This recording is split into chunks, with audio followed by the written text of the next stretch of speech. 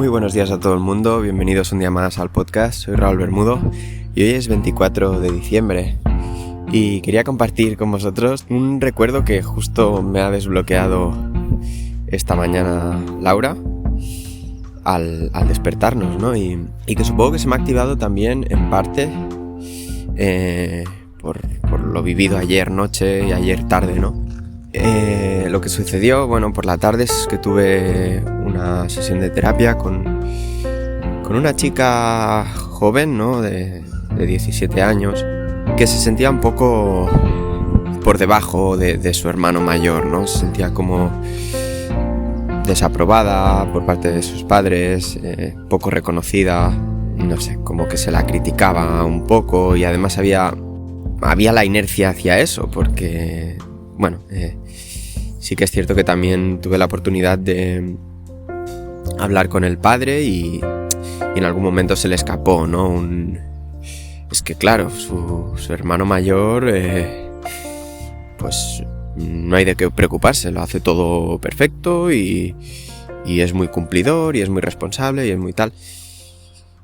Y entre esto y un poco la conversación que tuvimos con la chica, que ella prefería, ¿no?, que no estuviera en este caso su padre para hacer la terapia, porque digamos que el conflicto era un poco pues con él, ¿no? Y una cosa que me comentó, que me llamó la atención, fue que una de sus profesoras como que le chantajeaba un poco a ella con las notas desde el comentario de: estás decepcionando a tus padres, vas a decepcionar a tus padres, ¿no? Vas a ser como un fracaso para tus padres. Y le hacía este tipo de comentarios a solas, cuando igual presentaba algún trabajo o algún examen o lo que sea, ¿no? En el colegio le atacaba un poco con esto, o si más no, ella se sentía atacada, ¿no? En cambio, cuando luego habían hecho alguna reunión con los padres, pues ya era más laxa y sí que le llamaba la atención quizá con algún tema de las notas, que tampoco es que fueran un desastre, simplemente igual no eran tan buenas como el hermano, ¿no? Aquí el kit de la cuestión, no me quiero enrollar más con este punto, es que ella estaba desarrollando una creencia de no soy suficiente, o soy menos, o yo no soy capaz, ¿no? Un poco comparándose desde esa comparación que era evidente que sus padres también hacían, ¿no? Sin quererlo, porque muchas veces los padres lo hacen como fuente de inspiración, ¿no? O sea, remarcan ese punto para que la hija en cuestión o el hijo diga: hostia, sí, yo quiero ser como mi hermano también, voy a estudiar más, ¿no? Pero lo que suele suceder es que no se sienten aprobados o aceptados tal y como son y a veces entran en esa mala historia de sí mismos, de autonegarse, ¿no? O discapacitarse, por así decirlo. Se empiezan a creer que no son válidos, que no son capaces, y se vuelve un círculo vicioso y destructivo, ¿no? Entonces, justo con esto, y la película que acabamos de ver ayer de Schultz, o no me acuerdo cómo se llama, ya os la comenté hace un par de episodios, os recomiendo verla si os gusta cualquier tema de psicología, es bastante buena. Pues junto a esto, ¿no? Esta mañana cuando nos hemos levantado con Laura, me he despertado porque estaba como llorando ella, y de golpe pues digo: hostia, le he dado un abrazo y yo: ¿qué te pasa? ¿Qué te pasa? Y la he despertado, estaba soñando y estaba como en un sueño donde, no quiero explicar su intimidad, pero simplificando mucho, era adolescente y le hacían bullying, ¿no? Ese ha sido un poco el recuerdo. Y justo ha desbloqueado un poco también en mí un recuerdo de mi adolescencia. Yo creo que el hecho del adolescente de ayer, la película y lo que le pasó a Laura, que me ha estado explicando, ha desbloqueado un recuerdo en mí que es curioso porque está ligado con una de las cosas que yo siento que más me marcaron en mi infancia / adolescencia, pero que la tenía como olvidada, bloqueada, ¿no? Y es el punto en que cuando a mí me realizaron una intervención, yo recuerdo que una de mis mayores heridas, ya lo he contado varias veces, es con mi padre, ¿no? Y en este caso, en la intervención, me acuerdo que saqué mucho el tema de... Yo sentía como que lo decepcionaba en el fútbol, ¿vale? Que era como un... Bueno, yo empecé a jugar con 5 años y mi padre pues era muy fan del fútbol y pues claro, yo ahí, ¿no? Era como quizá el área en la cual demostrarle a mi padre que valía y que podía estar orgulloso de mí, ¿no? Y sentirme reconocido, importante y etcétera, etcétera. Entonces hubo un punto de inflexión, una época que yo recordaba que me daba miedo que mi padre viniera a los partidos porque yo me sentía inseguro y sentía que iba a fallar y que por tanto él se enfadaría o quizá no enfadarse de forma muy directa, pero sí como era evidente que le decepcionaba, ¿no? Y que pues de alguna manera se entristecía o se enfadaba o se frustraba o...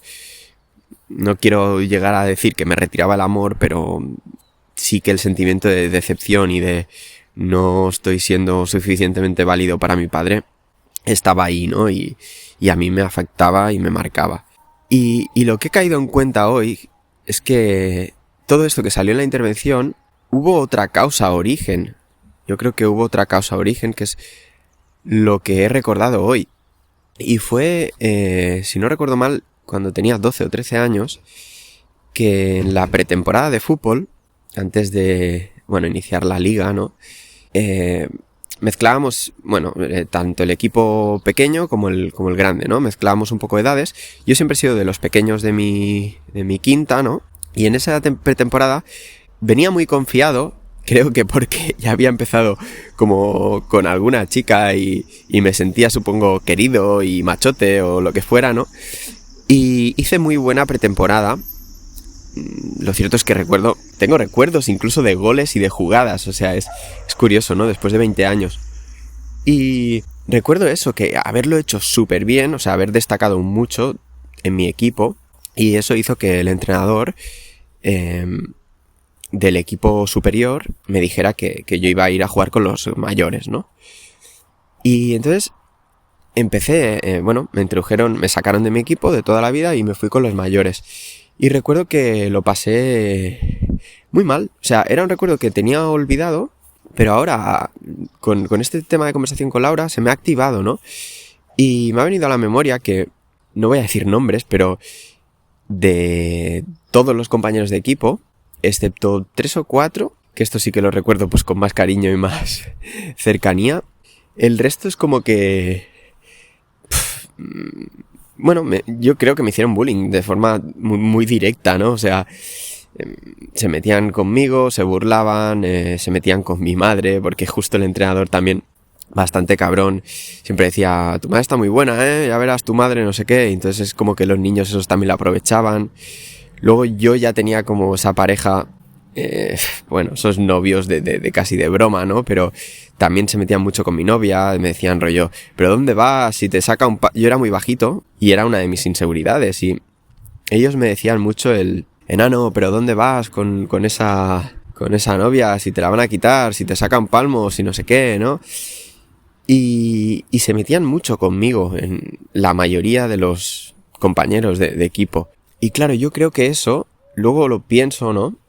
Y a lo largo de la liga, empecé a jugar mucho peor. O sea, empecé a hacerlo más mal, a fallar los pases, a fallar los chutes. Y poco a poco el entrenador pues me fue sentando en el banquillo. Algo a lo que yo no estaba acostumbrado ni de coña, ¿no? Y bueno, además me acuerdo que tenía un poco de chicha de Michelin y el entrenador me hacía poner como bolsas de plástico para adelgazarme y tal, y también se metía conmigo en ese sentido de, pero no comas tantas galletas para merendar, no sé qué, ¿sabes? Patas gordas también me decía el cabrón, hijo puta. Me cago en su puta madre, tío. Qué cruel es, tío, madre mía, y qué poca sensibilidad, ¿no? ¿Cómo puede marcar eso a un niño? Claro, yo en esa época, ahora que lo pienso, es como... pues seguro que desarrollé unas putas creencias de no soy suficiente, no valgo, de la hostia, ¿sabes? Porque si lo veo en terapia con adolescentes, incluso con gente adulta, ¿no? Que tiene mucha más capacidad de discernir de cuando alguien se mete contigo, si realmente el problema lo tienes tú o lo tiene él, que yo qué sé, que no es capaz de gestionar sus propias emociones y las proyecta fuera o tiene envidia o tiene yo qué sé, ¿sabes? Si nos pasa de adultos, imagínate, ¿no? Con 12 o 13 años en un terreno tan competitivo como puede ser un deporte entre hombres, ¿sabes? Y claro, yo ahí recién llegado, muchos de la gente, de los compañeros tenían casi 2 años más que yo. Yo ya era de los pequeños, no solo de edad, sino también de tamaño. Entonces yo creo que eso me pudo generar un poco de creencias autolimitantes que luego se acabaron materializando en cierta manera, ¿no? Y haciéndose esa profecía autocumplida que llevó a que cada vez jugara peor, a que me sentara en el banquillo, a que mi padre yo sintiera que lo iba a decepcionar, a tener inseguridad, miedo a fallar, etcétera, etcétera. Entonces, no sé, es una historia que no tenía presente, la tenía bastante olvidada. Y mira, hoy se me ha conectado el recuerdo y yo creo que eso me hizo pasarlo mal durante esa época y me generó bastantes creencias de mierda que te limitan, ¿no? Y que te desempoderan. Por suerte creo que a día de hoy muchas de ellas ya las he ido dejando atrás, ¿no? Y trabajando y bueno, si más no reforzando en el sentido contrario. Y por suerte pues creo que puedo decir que ya no me pesan. Pero sí que es algo que, joder, sucede a diario con los adolescentes, con los jóvenes.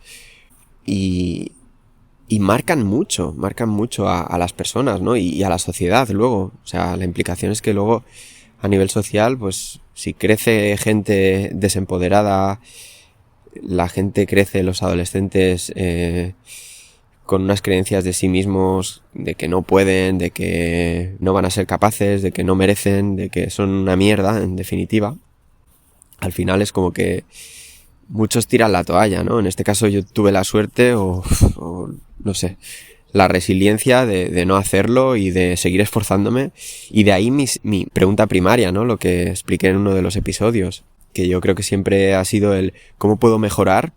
Porque en el fondo había la creencia de no ser suficientes. ¿Cómo puedo ser mejor para merecer, ¿no? ¿Cómo puedo ser mejor para sentirme suficiente, para que me quieran, para que me reconozcan?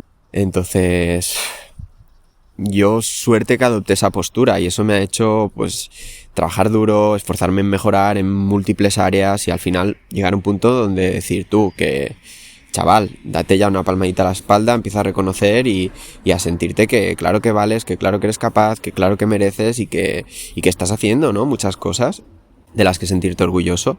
Pero no todo el mundo adopta esa postura. Mucha gente cae en el rol de víctima y se queda con la historia destructiva y narrativa de que no merecen, de que no son capaces, de que el mundo le trata mal, de que son una mierda. Y desde ahí contribuyen a crearse ellos mismos una realidad de mierda y también a la gente que les envuelve y a sus parejas o a sus hijos o no sé, y al final a la sociedad, ¿no? Entonces al final lo que quiero decir con esto es joder, tenéis que ser unos putos guardianes de vuestras creencias de identidad, tenéis que ser reforzarlas lo más que podáis, aunque os sintáis a veces que os estáis haciendo aquí, no sé, que os estáis autoengañando y diciéndoos cosas que no las sentís de ese modo. No pasa nada, continuad, o sea, lo que no debéis hacer es repetiros de forma frecuente el que no sois capaces o que no valéis, porque desde ahí, o sea, lo que vais a conseguir es no ser capaces y no sentiros valiosos. O sea, es que al final se acaba cumpliendo, ¿no? Entonces, bueno, solo quería lanzar este mensaje ahí al aire para quien le pueda servir. Cuidaros mucho de vuestras creencias de identidad, reforzarlas desde el lado positivo, porque al final con frecuencia e intensidad las cosas se acaban consolidando y poco a poco, por mucho que hayas tenido épocas en las que te han podido decir que eres una mierda y que no vales, si tú empiezas a reforzar el lado contrario, ¿no? Llega un momento en el que poco a poco empiezas a actuar de otra manera y te crees capaz. Así que nada, lo dejo por aquí. Espero que os haya servido de algo. Muy buenas Navidades y nos vemos en el siguiente. Hasta pronto, chao.